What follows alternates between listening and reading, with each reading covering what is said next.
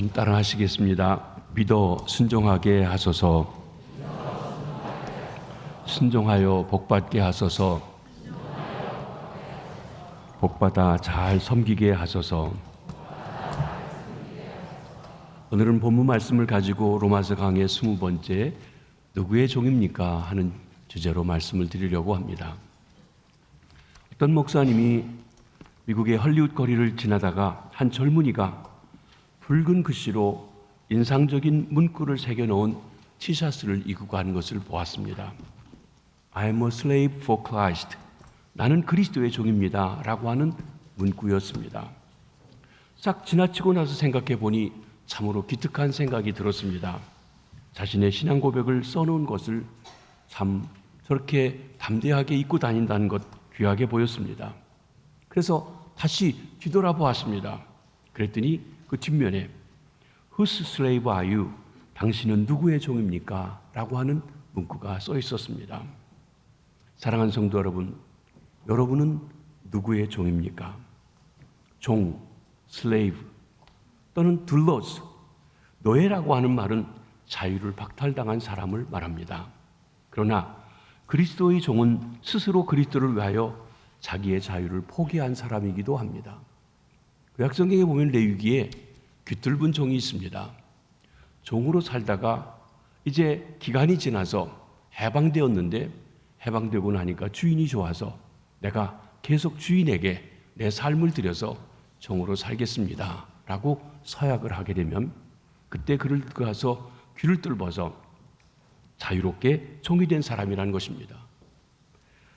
예수 그리스도의 종은 예수 그리스도만을 자기의 삶의 주인으로 인정하고 그에게 순종하기로 결단한 사람입니다. 이는 하나님의 은혜를 깨달았기 때문에, 하나님의 사랑을 깨달았기 때문에 하나님을 위해 살겠다고 결단하는 것입니다. 우리는 하나님의 은혜로 구원받았습니다. 죄에서 벗어났습니다. 그러기에 이제 다시는 죄가 우리를 다스리지 못하게 해야 합니다. 오늘 본문 15절에 보면 그런즉 어찌하리요? 우리가 법 아래 있지 아니하고 은혜 아래에 있으니 죄를 지으리요? 그럴 수 없느니라. 어떤 사람이 큰 죄를 짓고 용서받았다고 해서 그 용서받은 기쁨이 너무 좋아서 계속 죄를 다시 지으며 계속 지을 수 있겠느냐 하는 것입니다. 결코 그럴 수 없습니다. 그래서는 안 됩니다. 죄가 많은 곳에 은혜가 더욱 넘쳤다고 죄를 계속 지어서는 아니 되는 것입니다. 하나님의 은혜는 죄를 용서해 주실 뿐만 아니라 우리가 죄 짓는 데서도 건져주시고 죄를 이길 수 있는 힘도 주십니다.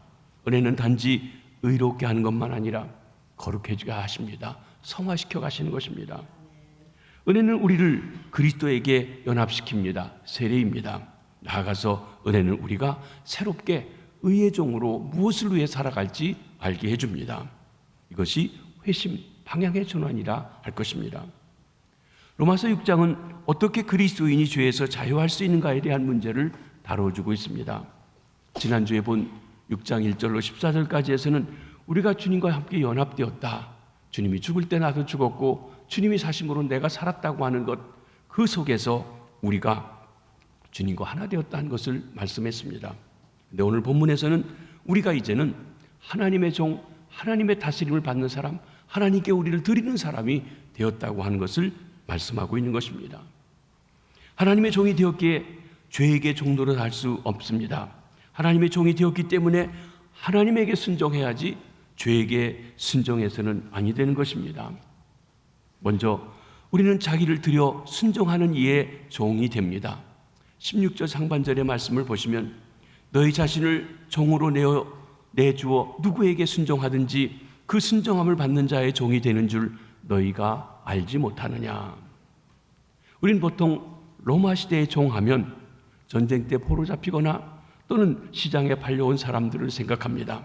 그러나 자발적인 노예도 있었습니다. 극심한 빈곤에 처한 사람들은 단지 먹을 것과 잠잘 곳을 얻기 위해서 어떤 사람에게 자신을 들여서 그의 종으로 줄 수가 있었던 것입니다. 여기 본문에서 사도 바울이 말씀하신 요점은 이렇게 자신을 주는 사람은 항상 다른 사람에게 종으로 받아들여졌다는 것입니다. 영적인 종로도 그렇습니다. 자신을 들여 순종하는 이의 종이 되어지도록 된 것이 우리의 원리입니다. 모든 사람은 종입니다. 16절 하반절에 보면 혹은 죄의 종으로 사망에 이르고 혹은 순종의 종으로 의에 이르느니라. 여기 보면 사람에게는 누구나 그를 다스리는 주인이 있다는 것입니다. 어느 인격이든지 그 인격을 들여 순종하고 따르는 주인이 반드시 있습니다. 즉 무엇이든지 섬기고 있다는 것입니다. 어떤 사람은 돈을 섬깁니다. 어떤 사람은 명예를 섬깁니다. 어떤 이는 자존심을 섬깁니다. 어떤 이는 쾌락을 섬깁니다. 이렇게 무엇인가를 의지하고 섬기며 살아갑니다. 주인 없이 사는 사람은 없습니다. 다만 무엇을 섬기고 사느냐고 하는 것이 차이가 있는 것뿐입니다. 그런데 사람들이 섬기는 것은 결국 둘 중에 하나로 요약할 수 있습니다. 하나님을 거스리고 죄를 따르는 죄의 종이냐, 아니면 하나님을 따르는 의의 종, 순종의 종이냐 하는 것입니다. 죄에 순종하는 사람은 죄의 종으로 사망에 이르게 됩니다. 여기 사망은 1차적으로 하나님의 은혜에서 멀어진 상태를 의미하며 나아가서는 영원한 죽음, 둘째 사망까지도 포함해서 말합니다. 그러나 하나님께 순종한 사람은 하나님의 종, 곧 순종의 종으로 의에 이르게 됩니다. 여기 의는 하나님과의 바른 관계입니다. 이 중간은 없습니다. 사랑하는 성도 여러분, 여러분은 누구의 종입니까? 여러분은 누구에게 드려서 순종하십니까? 누가 여러분의 진정한 주인이십니까? 한 종에서 다른 종으로 자리를 바꿀 수가 있습니다. 죄의 종에서 하나님의 종으로 바뀔 수가 있습니다. 그것을 회심이라고, 컨버전이라고, 방향의 전환이라고 말합니다. 본문 17절과 18절을 한번 읽어보시겠습니다. 하나님께 감사하리로다. 너희가 본래 죄의 종이더니 너희에게 전하여 준 바 교훈의 본을 마음으로 순종하여 죄로부터 해방되어 의에게 종이 되었느니라. 우리는 본래 죄의 종이었습니다. 아니, 인간은 누구든지 다 본래 죄의 종입니다. 아담의 후손으로 태어난 모든 사람들은 그가 원하든 원치 않든 죄의 종으로 태어났습니다. 내가 알게 모르게 죄에 매여 살아갑니다. 죄가 우리를 다스립니다. 그런데 이제 의의 종이 되었습니다. 어떻게 이런 일이 일어났습니까? 내가 어느 날 전도를 받고 하나님의 말씀을 들었기 때문입니다. 우리에게 전해준 그 교훈, 복음의 말씀을 들었을 때 내 마음으로 믿어지게 되고, 그리고 거기에 믿음으로 그리고 인격적으로 응답하여 순종함으로 의의 종이 된 것입니다. 여기 중요한 것은 전하여 준 교훈의 본을 마음으로 순종하였다는 것입니다. 주의 말씀을 따라 살기 시작한 것입니다. 물론 내가 100% 온전히 다 순종한 것은 아니지만 내 마음속에 새로운 열망, 새로운 소망, 즉 하나님의 교훈을 따라 살고 싶고 주의 말씀을 따라 살고 싶어하는 순종의 영이 싹트기 시작한 것입니다. 우리는 이제 죄에서 해방되었습니다. 우리의 주인은 더 이상 죄가 아닙니다. 우리의 주인은 하나님이십니다. 죄의 지배에서 하나님의 지배로 옮겨지게 되었습니다. 흑암의 권세에서 그리스도의 나라의 권세로 옮겨졌습니다. 그러므로 죄가 더 이상 주인 노릇하지 못하게 해야 합니다. 그리고 우리는 우리의 새 주인 되신 하나님께 우리의 모든 것을 드려서 순종하며 따라가야 합니다. 순종이 무엇입니까? 믿어 순종하게 해달라고 하는 순종이 무엇입니까? 종이 어떻게 주인에게 순종합니까? 순종함을 받는 자의 종이 되는 것입니다. 순종하겠다고 결심하고서는 자존심이 상한다고 하는 것은 순종이 아닙니다. 질문하는 것도 순종이 아닙니다. 우리가 이해하지 못할지라도 해야 합니다. 그것이 종의 순종입니다. 여러분, 주인이 종에게 이거 하라고 할 때 일일이 다 전부 설명해 주나요? 종은 아니래도 회사에서 사장님이라든지 누가 밑에 있는 부하 직원에게 무엇을 얘기할 때 일일이 다 그 이유와 결과와 앞으로 어떻게 될 걸 다 설명하고 그러니 하라고 얘기하나요? 아닙니다. 이거 하라고만 합니다. 그럼 그거 하면 됩니다. 그게 지금 여기 순종하는 것입니다. 우리는 너무 이유가 많고 말이 많고 생각이 많아서 마음에 평안이 없습니다. 사랑하는 성도 여러분, 하나님의 종이신지요? 하나님 앞에 순종하시기를 바랍니다. 그때 우리는 하나님의 종인 것이 증거되어지는 것입니다. 그때 옛 주인인 죄가 우리를 다스리지 못하는 것입니다. 그러나 우리가 새 주인인 하나님께 순종하지 않을 때 옛 주인인 죄가 우리를 슬그머니 다가와서 또 계속 옛날 그 습관대로 우리를 부리고 다스리고 지배하려고 한다는 것입니다. 두 번째로 당신은 누구의 종입니까? 죄의 종은 지체를 부정과 불법에 드립니다. 그러나 의의 종은 지체를 의에게 드립니다. 19절 말씀을 한번 보시겠습니다. 너희 육신이 연약함으로 내가 사람의 예대로 말하노니 전에 너희가 너희 지체를 부정과 불법에 내주어 불법에 이른 것 같이 이제는 너희 지체를 의에게 종으로 내주어 거룩함에 이르라. 여기 사도 바울 선생님께서는 우리의 지체를 누구에게 드리느냐에 따라서 누구의 종인지가 구별된다는 것입니다. 불법과 부정과 그리고 불의의 지체를 드리는 이는 죄의 종입니다. 그러나 그 지체를 하나님께 드리는 사람은 하나님의 종입니다. 주님이 죽으시고 다시 사신 것은 우리를 하나님께 헌신하는 자로 만드시기 위해서입니다. 그러므로 우리의 손, 우리의 발, 머리, 감정, 재능, 시간, 재물 어느 것 하나도 나 자신만을 위해서 쓰는 것이 되어서는 아니 됩니다. 오직 하나님의 영광을 위해서 바치는 의의 도구가 되어야 합니다. 여러분이 시간을 주님을 위해서 드리지 않고 주님을 위해 드려야 하는 예배 시간도 안 드리고 있는데 하나님의 종이라고 말할 수 있겠습니까? 하나님 앞에 예물을 드리고 하나님이 정하신 것도 드리지 않는데 나는 하나님의 종이라고 말할 수 있겠습니까? 여러분의 재능을 딴 데 다 쓰고 하나님 앞에는, 주님의 교회에는 아무것도 사용하지 않는데 하나님의 종이라고 할 수 있겠느냐고 하는 것입니다. 즉 내가 내 시간과 재물과 재능을 어디다 쓰느냐고 하는 것을 통해서 내가 누구를 위해 살고 있고 누구에게 순종하고 있는지 보여주고 있다는 것입니다. 오직 하나님의 영광을 위해서 바치는 의의 도구가 되라고 하셨습니다. 우리의 지체를 하나님께 의의 병격으로 두르기 위해서는 우리가 성결해야 합니다. 우리 지체를 죄 짓는 데 사용하는 한 하나님께 헌신할 수 없습니다. 자기를 하나님께 드리는 자에게는 하나님께서 놀라운 약속을 주셨습니다. 그 14절에 보면 그 약속이 나타나는데 죄가 너희를 주장하지 못하리니 이는 너희가 법 아래 있지 아니하고 은혜 아래 있느니라. 여러분, 우리가 하나님의 은혜에 드리게 되면 죄가 주장하지 못하고 오히려 죄를 우리가 이길 수 있도록 해주신다고 했습니다. 우리가 이 말씀에 순종하면 죄가 이기지 못하는 것을 알게 된다고 하신 것입니다. 사랑하는 성도 여러분, 이 약속을 실천해 보시기를 바랍니다. 죄가 절대로 이기지 못합니다. 갈라디아 5장 16절에도 비슷한 말씀이 나옵니다. 한번 보십니다. 내가 이르노니 너희는 성령을 따라 행하라. 그리하면 육체의 욕심을 이루지 아니하리라. 우리에게는 성령님이 우리에게 강한 욕구를 주시는 힘이 있고 육체가 우리에게 다가오는 욕구가 있습니다. 그 사이에서 내가 늘 선택하며 살아야 합니다. 그런데 성령을 따라 살게 되면 육체 욕심을 이길 수 있게 되고 육체 욕심을 따라가게 되면 성령님이 내게 요구하는 것을 이기게 된다는 것입니다. 그래서 이 사이 속에서 우리가 날마다 선택하며 살아갑니다. 죄가 우리를 주관하지 못한다는 약속의 말씀을 실제로 체험하려면 우리의 몸을 하나님이 기뻐하시는 도구로 드려야 됩니다.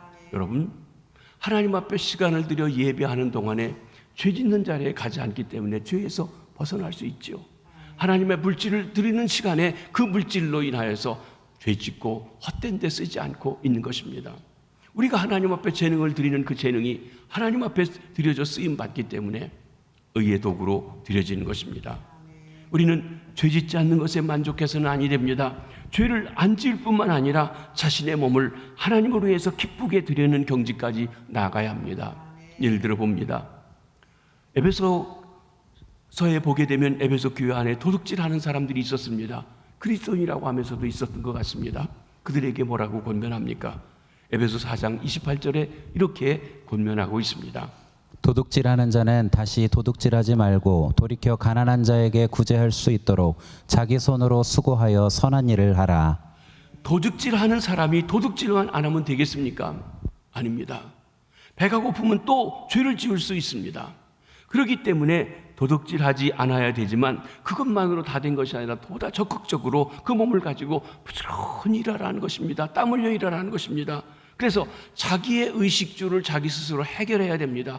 나아가서 자기만 먹고 살아갈 것이 아니라 다른 사람에게까지도 도울 수 있던 그 힘이 되어야 된다는 것입니다. 남을 도울 수 있는 힘까지 있는데 배가 고파서 도둑질할 이유가 없지 않겠습니까? 이것이 보다 인간답게 살아가는 차원 높은 삶을 말씀해 주는 것입니다.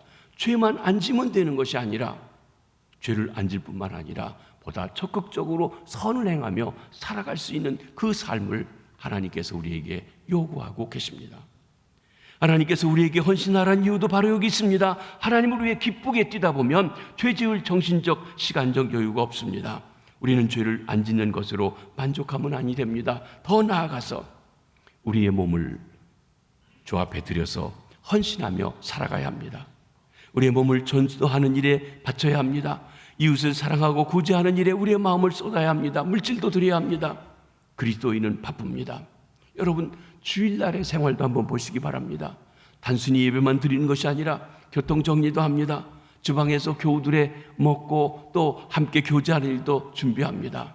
지금 코로나 감염증으로 못하고 있지만 속히 우리가 그 일도 할 수 있기 바랍니다. 사실 식당에 가서 먹는 것보다 교회 식당에 먹는 게 훨씬 더 안전한데 이상하게 회사 구내식당에서는 먹어도 된다고 하는데 교회 식당은 못하게 하는 게 아직도 제가 잘 이해 안 되는 부분입니다. 그러나 못하게 하니까 우리가 안 할 뿐이지만 좀 그런 마음은 있습니다. 그렇죠? 왜 대답 없으십니까? 그렇죠? 네. 그래요. 교회 학교 교사들 그냥 와서 예배만 드리는 게 아니라 새벽부터 말씀을 준비하고 늦게까지 아이들 돌보고 계십니다. 목자들도 얼마나 분주하게 우리 목원들이 왔는지 또 상황이 어떤지 또 알리고 돌아봅니다. 우리 찬양대원들도 여러분 그냥 예배 오는 것보다는 훨씬 더 많은 시간을 쪼개어서 연습하고 그리고 찬양을 부르고 끝나고도 또 연습하고 가고 합니다. 우리는 주님의 영광을 위해서 열심히 뛰어야 합니다. 이렇게 헌신할 때 죄가 우리를 지배하지 못하고 오히려 우리가 죄를 이기며 나아갈 수 있다고 하신 것입니다. 적극적으로 우리를 주 앞에 드리는 것입니다. 죄의 종은 의에 대해서 자유하며 부끄러운 열매를 맺습니다. 그러나 의의 종은 죄에 대해서 자유하며 거룩함에 이르는 열매를 맺는 것입니다. 여기 사도 바울은 자유와 열매를 가지고 누구의 종인지에 대해서 구별해 주고 있습니다. 죄의 종은 의에 대해서 자유합니다. 20절 말씀을 보면 너희가 죄의 종이었을 때는 의에 대하여 자유로웠느니라 그랬습니다. 사탄이 마귀가 우리에게 죄를 가지고 왔습니다. 인간에게 죄라는 굴레를 뒤집어 쓰였습니다. 인간을 죄라는 사슬에 묶어 놓았습니다. 인간은 아무것도 할 수 없이 죄의 노예가 되었습니다. 시키는 대로 할 수밖에 없습니다. 본능적입니다. 그렇게 다 하다 보니까 그것이 편안하고 자유롭기도 합니다. 죄의 종, 죄의 노예가 되었다는 말은 무엇입니까? 의가 박탈당했다는 것이에요. 의가 없다는 것입니다. 사람이 의의 통치를 받을 때 의인이라고 합니다. 의의 종이 되었다고 말하는 것입니다. 그런데 의가 박탈당한 사람은 더 이상 의의 통치를 받지 아니합니다. 이 말을 성경은 의에 대해서 자유롭다 그랬습니다. 죄의 종은 의에 대해서 통치력을 잃어버렸다, 자유하게 되었다는 것입니다. 마음대로 죄를 짓고 불법을 행하고 부정을 저질러도 그것을 통제할 어떤 힘이나 능력이 내 안에 없는 것입니다. 어둠의 세력을 막아내고 사탄의 세력을 막아내는 의의 힘, 하나님의 힘, 생명의 힘이 있어야 할 텐데 그것이 없어지고 말았다는 것입니다. 내가 아직도 무엇인가 나쁜 습관에 딱 매여서 끌려다니고 있다고 하면 내가 거듭났는지는 모르지만 하나님 앞에 드리는 것이 없어 그 힘이 나로 하여금 죄를 이기게 하지 못하고 하고 있다고 하는 것입니다. 죄의 종은 부끄러운 열매를 맺게 됩니다. 자신의 몸을 죄가 주장하고 자신이 죄의 노예가 되고 부정과 불법을 저지르며 마음대로 정욕대로 욕심대로 살아가는 인간이 어떻게 됩니까? 죄의 열매를 맺습니다. 악의 열매를 맺게 되는 것입니다. 본문 21절을 한번 보십니다. 너희가 그때 무슨 열매를 얻었느냐? 이제는 너희가 그 일을 부끄러워하나니 이는 그 마지막이 사망임이라. 우리가 죄의 종이 되었을 때 의의 기능을 발휘하지 못합니다. 통제력도 발휘하지 못합니다. 의가 우리와 아무 상관없게 되었을 때 우리는 어떻게 됩니까? 다시 말해서 죄가 시키는 대로 종들을 때 우리는 어떻게 됩니까? 죄의 열매를 맺습니다. 그런데 이 죄의 열매는 한결같이 부끄러운 것입니다. 문제는 무엇인가 하면 그 죄에 빠져 살 때는 그것이 부끄러운지조차 모르고 살고 오히려 그걸 자랑합니다. 그런데 거기서 떠나서 의의 생활을 하며 그리스도 안에서 돌이켜보면 말하기도 부끄럽고 생각하기도 부끄럽고 내가 어떻게 그랬었나 싶은 그런 일들을 하며 산다는 것이에요. 이것은 사회적으로 지체가 높은 사람들, 좋은 존경받는다고 하는 사람들조차도 그런 일 속에 빠져 있습니다. 죄를 통제하고 통치할 힘이 없습니다. 생명의 힘이 없습니다. 의의 힘이 없습니다. 그렇기 때문에 부끄러운 열매, 원치 않는 열매를 맺으며 죄가 시키는 대로 살아가게 되어진 것입니다. 갈라디아 5장 19절로 21절에 보면 이렇게 우리가 욕심을 따라 살아갈 때 생겨지는 죄의 열매가 어떤 것인지 그 열매를 쭉 나열해 주고 있습니다. 한번 보시겠습니다. 육체의 일은 분명하니 곧 음행과 더러운 것과 호색과 우상 숭배와 주술과 원수 맺는 것과 분쟁과 시기와 분냄과 당짓는 것과 분열함과 투기와 술 취함과 방탕함과 또 그와 같은 것들이라. 전에 너희에게 경계한 것 같이 경계하노니 이런 일을 하는 자들은 하나님의 나라를 유업으로 받지 못할 것이요. 이렇게 죄의 열매를 보게 되면 실로 부끄러운 것이라는 것입니다. 죄의 결과는 사망입니다. 죄의 정이 되면 죄의 열매를 맺습니다. 죄의 열매를 맺는 그 사람의 마지막은 사망입니다. 곧 죽음입니다. 일시적인 죽음만 아니라 영원한 죽음입니다. 우리가 죽음을 말할 때 일반적으로 세 가지 면을 얘기합니다. 하나는 육체적인 생물학적인 죽음입니다. 심장의 고동이 멈추고 뇌의 기능이 멈추면 그 사람이 죽었다라고 하는 것입니다. 두 번째로는 그보다 중요한 죽음이 있는데 영적인 죽음입니다. 우리가 육체적으로는 살아있는데 영적으로 생명의 근원 되신 하나님과 아무런 반응하지 못하고 관계가 끊어진 상태, 영적으로 죽었다 그러는 것입니다. 그리고 세 번째로는 영원한 죽음입니다. 이것은 둘째 사망이라고도 불렸고 불못, 더 나아가서 지옥이라고 하는 것입니다. 하나님의 은혜가 미치지 않는 곳, 하나님의 손길이 미치지 않는 버림받은 곳, 곧 영원히 살지만 고통 속에 있는 것, 그것이 바로 영원한 죽음입니다. 성경의 이 본문에서 죽음이라고 말하는 것은 이 모든 것을 다 내포하고 있습니다. 즉 죄의 결과는 사망 가운데 처해지는 것입니다. 그런데 우리 주님 예수 그리스도께서 말씀하십니다. 요한복음 5장 24절 말씀입니다. 내 말을 듣고 또 나 보내신 이를 믿는 자는 영생을 얻었고 심판에 이르지 아니하나니 사망에서 생명으로 옮겨졌느니라. 예수 그리스도를 믿음으로 말미암아 십자가의 능력으로, 보혈의 능력으로 죄의 사슬, 마귀의 세력을 모두 끊고 죄의 종에서 하나님의 종이 되었다고 말씀하십니다.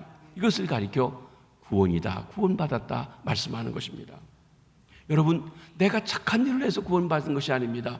예수님께서 행하신 그 일 때문에 그 사건을 믿고 그와 하나가 될 때 놀랍게도 나를 지배하던 죄의 세력으로부터 우리를 생명의 세력으로 바꿔주신다고 했습니다. 내 몸이 죄의 세슬에서 풀렸다며 자유와 해방을 선언해 주십니다. 이런 선언이 저는 우리 모두에게 있어지시기를 바랍니다. 입술로만 선언하는 것이 아니라 몸과 마음 전체로서 선언하는 것입니다. 더 이상 죄는 나를 지배할 수 없다는 내용이 22절 말씀인 것입니다. 우리가 죄에게서 해방되었습니다. 하지만 죄에서 해방된 것이 구원의 전부는 아닙니다. 구원의 전부는 죄에서 해방되었을 뿐만 아니라 이제는 하나님의 종으로 하나님의 다스림을 받는 삶으로 살아가야 되는 것입니다. 하나님의 종이 되면 어떻게 될까요? 죄의 종이 되면 죄의 열매를 맺습니다. 그처럼 하나님의 종이 되면 하나님의 열매를 맺습니다. 하나님의 열매는 거룩함에 이르는 열매라고 말했습니다. 저는 저와 여러분들에게 이 거룩함에 이르는 열매가 풍성하게 맺혀지시기를 바랍니다. 하나님의 목표는 거룩함입니다. 성경 전체를 통해서 보면 하나님이 그 백성들을 뽑아내시는 이유가 뭐냐면 거룩하라는 것이에요. 레위기에 보면 내가 거룩하니 너희도 거룩하라 그러셨어요. 데살로니가 전서 4장 3절에 보면 하나님의 뜻은 이것이니 너희의 거룩함이라. 하나님 우리를 구원해 주신 것, 야, 내가 구원했으니 너네 마음대로 살다가 천국 와라, 그것이 아니라 너희가 거룩하게 살아라, 날 닮아라, 그것입니다. 그게 하나님의 목표예요. 목적인 것입니다. 우리에 대한 하나님의 관심은 사실은 내가 얼마나 전도를 많이 했느냐, 내가 봉사를 많이 했느냐, 내가 얼마나 많은 교회를 개척했느냐, 얼마나 수고했느냐가 아닙니다. 내가 얼마나 주님을 닮은 거룩함이 있느냐 하는 것입니다. 내가 누구냐고 하는 것입니다. 여러분은 어떠십니까? 때로 우리가 교회를 다닐 때 교회 여러 가지 직분들이 있습니다. 집사, 안수집사, 권사, 장로, 목사, 또 위원장 등등의 감투인지 훈장인지 이 직분들이 있습니다. 하지만 하나님은 그거에 대해 관심이 없으십니다. 내가 내 앞에 어떤 사람이냐고 하는 것이에요. 내가 내게 누구냐고 하는 것입니다. 얼마나 거룩하냐는 것입니다. 그것에 대해서 관심하고 계십니다. 베드로전서 1장 2절도 한번 보시겠습니다. 곧 하나님 아버지의 미리 하심을 따라 성령의 거룩하게 하심으로 순종함과 예수 그리스도의 피뿌림을 얻기 위하여 택하심을 받은 자들에게 편지하노니. 여기 가장 중요한 단어가 하나 나오고 있습니다. 그게 뭐냐면 성령이 거룩해 하심으로 순종한다는 것이에요. 우리가 순종하려고 하는 것이 내 의지로 되지 않고 성령께서 거룩하게 해주셔야 순종하며 살 수 있습니다. 그렇습니다. 믿음으로 의롭다 하심을 얻고 구원받은 성도에 대한 하나님의 최대의 관심은 우리 안에 있는 거룩함입니다. 네가 얼마나 거룩하냐, 내 직분만큼 거룩하냐, 내가 믿은 연도만큼 그렇게 거룩하냐 하는 것입니다. 참된 신앙이란 내가 무엇을 했느냐 하는 것에 있지 않다고 했습니다. 내가 누구냐라고 하는 것입니다. 우리는 소유욕이나 지배욕이나 과시욕이 둔갑해서 그것이 많이 가지면, 많이 나타나면 그렇게 참 하나님의 비전 이름으로 많이 일했다고 합니다. 우리는 외적인 기적과 성장과 축복이라는 것 때문에 신앙의 본질을 등한히하기가 쉽습니다. 교회가 얼마나 크고 얼마나 많은 사람이 모이느냐가 교회의 본질은 아닙니다. 우리가 얼마든지 사람들의 눈을 속일 수도 있고 하나님이 보시는 것과 사람의 보는 것이 다를 수도 있습니다. 라오디게아 교회 사람들을 보니까 그들은 부유하다, 그들은 잘 있다, 그들은 모든 일을 많이 잘하고 있다고 하는데 하나님 볼 때는 가련하고 불쌍하고 헐거벗었다고 그렇게 보고 계시다는 것입니다. 이 교회 와서 예배드리는 그 사람이 누구냐 하는 것이에요. 하나님이 보실 때 그들의 삶에 거룩함이 있느냐, 정직함이 있느냐, 진실함이 있느냐, 하나님이 보시는 아름다운 하나님의 성품이 그 속에 담겨 있느냐 하는 것입니다. 하나님의 우리를 향한 목적은 흠이 없고 거룩한 사람을 만드는 데 있습니다. 에베소서 1장 4절에 보면 곧 창세전에 그리스도 안에서 우리를 택하사 의리로 사랑 안에서 그 앞에 거룩하고 흠이 없게 하시려고 그랬습니다. 창세전부터 그리스도를 통해서 우리를 구원하실 계획을 하신 목적의 핵심은 부자 되게 하라는 게 아닙니다. 출세하라는 게 아니라는 것입니다. 우리에게 흠이 없고 거룩하게 하려는 것이 하나님의 뜻이라는 것입니다.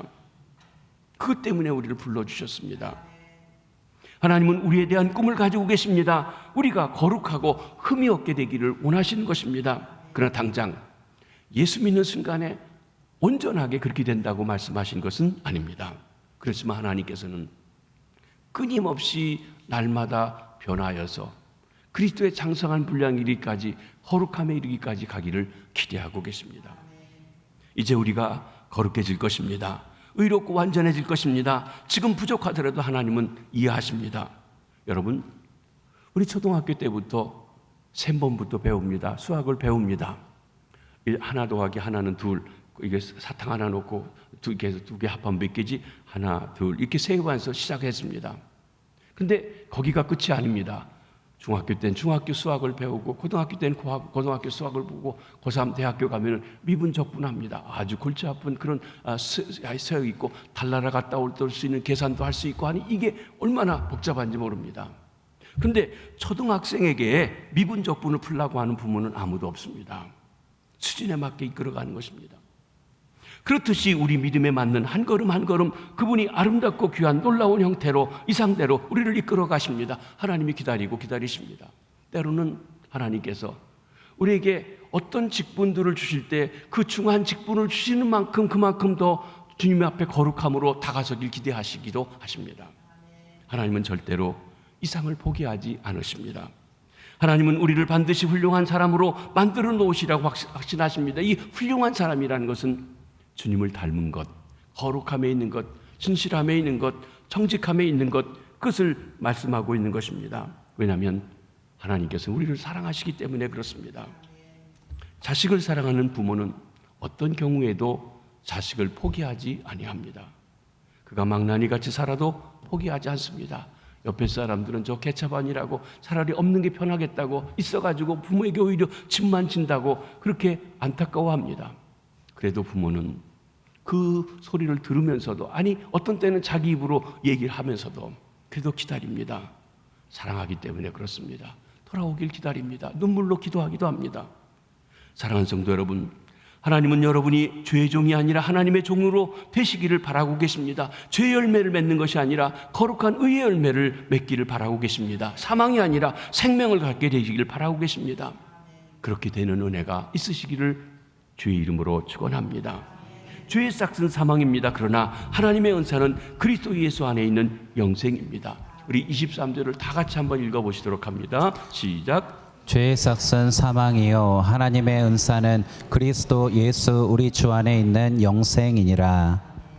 죄가 우리 주인 노릇하며 실컷 부려먹고 나서 주는 싹시 값이 사망이라는 걸 준다는 거예요. 이 죄는 따라다닐 게 못 됩니다. 사망이냐 생명이냐 이 갈림길의 구원의 현주소입니다. 여러분은 구원을 받아도 되고 받지 않아도 되는 사람이 아닙니다. 어떤 사람들은 자신이 중간에 있다고 생각합니다. 하지만 중간은 없습니다. 하나님의 종이든지 죄의 종이든지 하는 것입니다. 여러분이 하나님의 종인가 스스로 물어보시길 바랍니다. 어떻게 할 수 있습니까? 열매를 보면 알 수 있습니다. 하나님의 종의 열매가 있는가 죄의 종의 열매가 있는가 보시라는 것입니다.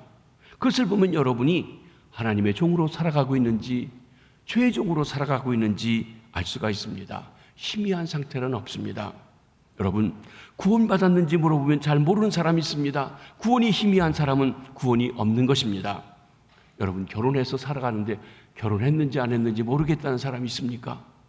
분명히 결혼한 거면 결혼한 거고 아니면 아닌 거지 모를 리가 없는 것입니다. 하나님과 함께 살아가는데 잘 긴가민가 하다 그건 있을 수가 없습니다. 구원받은 것은 분명한 자기가 아는 것입니다. 자기가 하나님의 사람인지 아닌지 자기가 안다는 것입니다. 죄의 싹은 사망입니다. 하나님의 은사는 그리스도 예수 안에 있는 영생입니다. 살아있는 동안 이 생명과 사망이 분명하게 다르다고 했습니다. 정말 구원받은 사람은 마음의 평안과 기쁨이 세상 사람들이 갖지 못하는 영생과 생명의 축복이 있습니다. 하물며 죽을 때는 더 말할 것도 없는 것입니다. 사랑하는 성도 여러분, 우리의 육신의 생명이 다 끝나고 죽는다면 육신의 생명이 끝나는 순간 우리의 영은 천국이나 지옥이나 둘 중에 하나로 가게 되어져 있습니다. 어디로 갈지 방황하지 않아야 합니다. 걱정하지 마십시오. 분명히 둘 중에 하나로 갑니다. 여러분이 믿음대로 천국에 갈 사람은 천국에 갈 것이고 외형적으로는 그럴듯해 보였지만 참 믿음이 없는 사람은 지옥 갈 사람은 지옥에 갈 것입니다. 사망이냐 생명이냐 분명히 갈라진다는 것입니다. 그런데 현재에서도 그렇다고 했습니다. 요한일서 3장 14절로 15절에 우리에게 두려운 마음으로 이 말씀을 보게 해주십니다. 한번 보십니다. 우리는 형제를 사랑함으로 사망에서 옮겨 생명으로 들어간 줄을 알거니와 사랑하지 아니하는 자는 사망에 머물러 있느니라. 그 형제를 미워하는 자마다 살인하는 자니 살인하는 자마다 영생이 그 속에 거하지 아니하는 것을 너희가 아는 바라.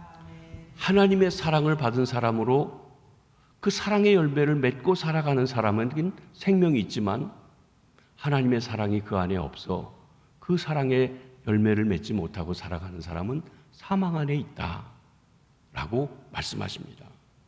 사랑하는 성도 여러분, 우리 마음속에 하나님을 사랑하는 마음, 형제를 사랑하는 마음이 없으면 사망이 우리 안에 역사하고 있다고 말씀하십니다. 우리 안에 생명이 거하시게 되기를 바랍니다. 사망이 아니라 생명이, 심판이 아니라 영생이 저와 여러분 우리에게 깃들고 충만하게 되시기를 주의 이름으로 축원합니다. 기도하겠습니다. 하나님 아버지, 우리가 이 땅에 태어나 우리도 모르는 사이에 원죄 부패성을 가지고 죄의 종으로 살았습니다. 그러한 저희를 긍휼히 여겨 주시사 독생자 예수 그리스도를 보내주시고 십자가에 달려 죽으실 뿐 아니라 부활하신 주님, 성령을 보내신 주님, 그 주님의 복되고 아름다운 말씀을 듣게 하시고 그것이 믿어지게 하셔서 이제 예수 그리스도와 연합하여 하나가 됨으로 죄사함 받고 나아가 이제는 하나님 앞에 우리의 삶을 드리는 하나님의 자녀, 하나님의 종, 하나님 나라 백성이 되게 해주시니 감사합니다. 하나님, 우리가 오랫동안 죄와 함께 살았던 습관 때문에 죄에게 또 나 자신을 맡기며 그의 지배를 받으며 살아가는 삶을 단호히 거절하게 하시고 우리의 시간을, 우리의 재물을, 우리의 재능을 하나님 앞에 드려 하나님 하나님을 닮은 의의 열매를 맺게 하시고 거룩함에 이르는 열매를 맺어 하나님의 백성으로 살아갈 수 있게 도와 주시옵소서. 우리가 주님의 신부입니다. 그렇기 때문에 내 생명 주님께 드려 순결한 주의 신부로 살아가게 하시고 그 길이 세상 사람들에게 때로는 조롱을 받고 멸시받는 소리일지 모른다라도 하나님의 길을 따라가는 십자가의 길을 걷는 순교자의 삶을 살아가는 주의 백성이 되어서 우리의 삶에 주님이 찾으시는 거룩이 있게 하시고 하나님의 백성의 모습이 있게 도와주시고 하나님의 백성의 하나님의 본질인 거룩함이 자리 잡아서 생명이 싹 트는 아름답고 귀한 주의 백성들 되게 도와주시옵소서. 세상적인 욕심 때문에 부자가 되고 출세를 하고 잘 되고 하는 것에만 관심하는 것이 아니라 하나님께서 우리를 부르신 목적은 하나님 우리를 거룩하게 하려고 한다는 흠이 없는 자가 되게 하시려고 하신다는 말씀 속에 날마다 주님을 더 닮아가는 귀한 은혜가 있게 도와주시옵소서. 특별히 교회 충직을 맡은 이들이 그 직분에 합당한 거룩함이 있어 하나님이 찾으시는 의의 열매, 거룩의 열매가 있어 하나님께 영광이 되며 모든 성도들에게 본이 될 수 있도록 축복하여 주시옵소서. 예수님 이름으로 기도합니다. 아멘.